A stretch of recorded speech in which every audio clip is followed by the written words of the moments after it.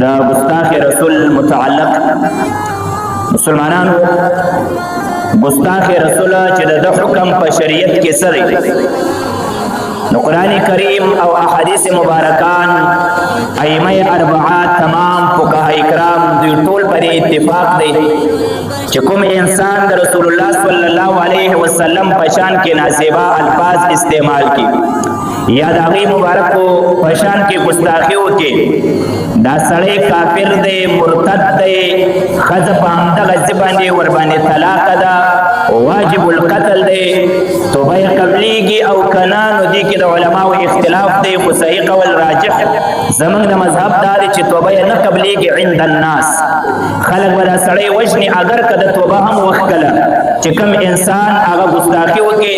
د حضرات او انبیاء کرام او خصوصا د حضرت رسول الله صلی الله علیه وسلم مبارک د ذات مسلمانانو کوم او تاسو وګورو دور دی د فتنو وخت دی اخر غیر چاپیره گستاخی شروع دی په دې ملک دننه شب روز لګیا دي خلک گستاخیانی کوي کله د رسول الله صلی الله علیه وسلم ذات اقدس مبارک ټارګټ کې کله د هغې مبارکو بیبیان ټارګټ کې کله د هغې صحابه کرام په شان کې گستاخی وکړي کله د هغوی باندې نازل کتاب یعنی د قرآن کریم گستاخی وکړي او د هغې بې ادبي وکړي او ورځ په ورځ دا گستاخی ډېرېږي نو زه تاسې ته د دې یوه وجه وایم دا گستاخی ولې ډېرېږي نو یوه عظیمه او لویه وجه دا ده چې دلته د گستاخ دپاره څه سزا مقرره نه ده شریعت خو ورته سزا مقرره کړې ده چې زه یې درته بیان کړم چې هغه قتل ده خو لیکن په دې ملکونو کې دننه د گستاخ دپاره سزا نشته او قانون نشته بس که چا گستاخي کوله او هغې ته باقاعده عزت او مرتبه نور هم میلاویږي او د هغه دپاره څه یا پانسي یا سزا دننه نشته په دې ملک کې نو ځکه خلک لګیا دي ورځ په ورځ باندې گستاخي کوي که چېرته یو گستاخ ته برای راست سر عام پانسي ورکړل شوی وای هغې ته سزا ورکړل شوی وای او سخته سزا ورکړل شوی وای نو بیا به چا ګستاخي کول خلاصه کوي د ګستاخي هغه سوچ او اراده هم نه وای کړې ځکه چې دې ملک دننه ګستاخ ته سزا نه میلاوي که موږ او تاسو وګورو که څوک زموږ یا پلار یا مور وکنځي موږ هغه انسان ته څپېړه ورکوو د هغه سره تعلق ختمو خو بیا بالخلاف که چېرته زموږ پیغمبر ته څوک کنځلې کوي موږ د هغې سره په خندا باندې مجلس هم کوو هغې سره لانجه او جګړې نه کوو که څوک د قرآن سپکاوی کوي خیر دی خو که زما د پلار یا زما د ورور یا زما د تربور چا سپکاوی وکوي نو بیا ورته سزا ورکومه تاسې وګورئ که یو څوک لګیا شي او په دې حکومت پسې خبرې وکړي بیا دغه ملا دی که دا هر څوک دی ده ته سزا میلاویږي دا به جیل ته ځي او په جیل کې به لویه سزا کټ کوي ولې ځکه تا زموږ په ادارو پسې خبرې کړې دي که تا په یو پولیس پسې خبرې وکړي یا په یو افسر یا فوجي پسې خبرې وکړي یا د ملک په وزیر اعظم پسې خبرې وکړي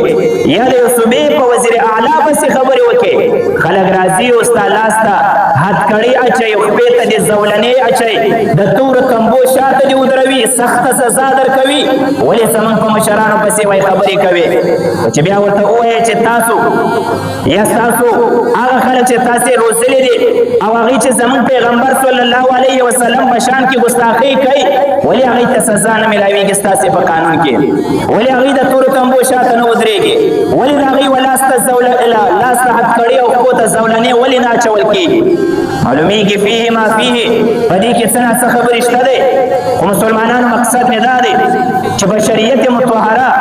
شریعت مقدس کې د گستاخ دپاره فقط یو حکم چې هغه قتل دی قرآن کریم الله تعالی سورة احزاب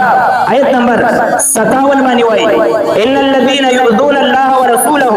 هغه خلک چې هغې الله تعالی ته ضرر رسوي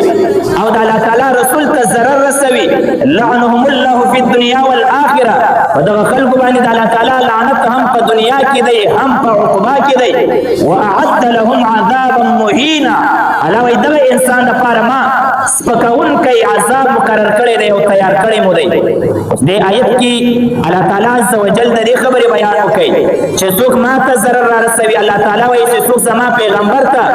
ضرر را رسوي هغې دپاره په دنیا او آخرت کې لعنت دی. دویم د لپاره یو سپکونکی عذاب دی. الله تعالی ته خو څوک ضرر رسولی نشي، بیا ولې الله تعالی وایي چې څوک ما ته ضرر ورسوي؟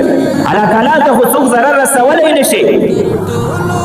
علما یې څو مطلبونه بیان کړي. یو مطلب یې دا دی وایي د الله تعالی ته ضرر رسول دا معنا لري چې یو سړی د الله تعالی سره یو څوک شریک کې په خدایي کې چې دا د الله تعالی سره شریک دی، ګویا کې د الله تعالی ته ضرر ورسوي. یا دا معنا چې یو سړی دی د الله تعالی نافرماني کوي، د الله تعالی خبره نه مني، نو دغه انسان الله تعالی ته ضرر رسوي. او رسول الله صلی الله علیه وسلم مبارک ته ضرر رسول دا داسې دی لکه الله تعالی ته ضرر رسول. نو په دې آیت کې معنا دا شوه چې الله عز وجل چې دا خپله نامه ذکر کړې ده، اگر چې څوک الله تعالی ته ضرر نشي رسولی، معنا دې دا ده که څوک رسول الله صلی الله علیه وسلم ته ضرر ورسوي، الله تعالی وایي دا داسې ده لکه ما ته چې ضرر ورسوي. ځکه حدیث کې راځي من اذاني فقد اذى الله، چا چې ما ته نقصان ورسوي، ضرر ورسوي، یقینا د الله تعالی ته ضرر ورسوي. او چې چا الله تعالی ته ضرر ورسوي او شک ان یاخذه، زر دې چې الله تعالی به د سړی راونیسي او جهنم ته به ور واچوي. دویم نمبر آیت دی قرآن کریم سورة احزاب آیت نمبر 1 الله تعالی د منافقانو څه شرارتونه ذکر کړي. د هغې نه بعد الله تعالی فرمایي ملعونین اینما ثقفوا، الله تعالی وایي دوی باندې لعنت شوی دی چېرته چې تاسې پیدا کوئ. اخذوا، الله وایي راودي نیول شي، وقتلوا تقتیلا، او دوی ته د سخت نه سخته سزا میلاو شي. کم خلک چې رسول الله صلی الله علیه وسلم ته نقصان رسوي، الله تعالی وایي سنت الله فی الذین خلوا من قبل، الله وایي دا زما طریقه ده، د دوی نه مخکې خلکو کې هم دغه طریقه جاري وه چې چا به زما پیغمبر ته تکلیف رسوي، الله تعالی وایي ما هغوی ته سخته سزا ورکړې ده. نو دغه خلک چې رسول الله صلی الله علیه وسلم ته ضرر رسوي، نو دوی لپاره په شریعت کې سخته سزا ده چې هغه الله تعالی بیان کړه وقتلوا تقتیلا، تاسې به قتلوئ. په سورې توبه کې الله تعالی فرمایي والذین یؤذون رسول الله،